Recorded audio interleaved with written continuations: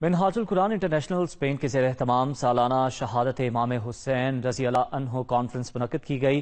علامہ صادق حسین قریشی نے کانفرنس سے خصوصی خطاب کیا۔ رپورٹ دیکھیے قمر فاروق کی۔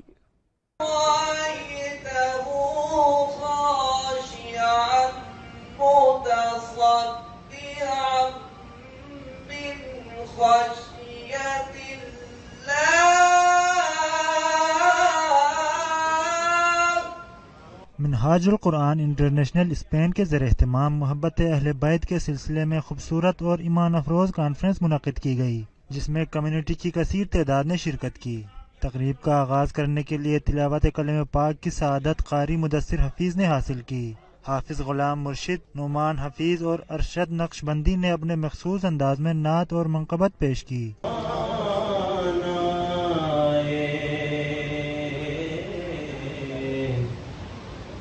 جگ پروان آئے، جیتا جگ پروان آئے، بابا سیدہ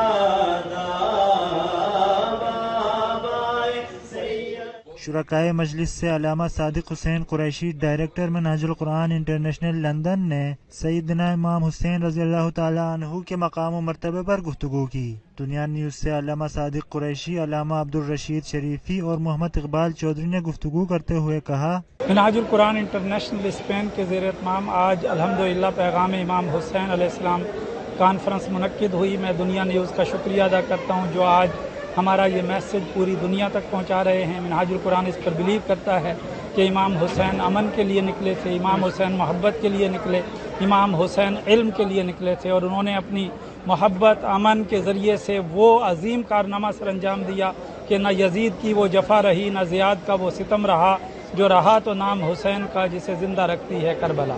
بسم اللہ الرحمن الرحیم۔ آج یہاں بارسلونا میں مرکز منہاج القرآن کے اندر سالانہ شہادت امام علی مقام سیدنا امام حسین علیہ السلام کے سلسلہ میں محفل منعقد ہوئی۔ اللہ پاک اس محفل کے صدقے میں اور ذکر آل بیت کے صدقے میں تمام روئے زمین کے مسلمانوں کو آپس میں اتفاق عطا فرمائے، بالخصوص پاکستان کو اندرونی اور بیرونی استحکام نصیب فرمائے۔ اپنی عقیدت اور محبت کا اظہار کیا اہل بیت کے ساتھ، اور اس بات پہ مور تصدیق ثبت کی کہ امامین کا ذکر کرنا صرف اہل تشیع کا کام نہیں ہے، بلکہ ان سے بڑھ کر اہل سنت کے لیے لازم ہے، بلکہ سب مسلمانوں کے لیے لازم ہے۔ جس کے دل میں اہل بیت کی محبت نہیں ہے اس کا ایمان ہی مستحکم نہیں ہے، وہ اپنے ایمان کی خیر منائے۔ پاکستان کا 75واں یوم آزادی بھی ہے، تو اللہ سے دعا ہے کہ اللہ تعالیٰ اس مملکت کو خوشحالی، امن اور استحکام کا گہوارہ بنائے۔ محفل میں 75ویں یوم آزادی پاکستان کی مبارکباد دی گئی، قومی ترانہ پیش کیا گیا اور وطن کی بقا و سلامتی کی دعا کی گئی۔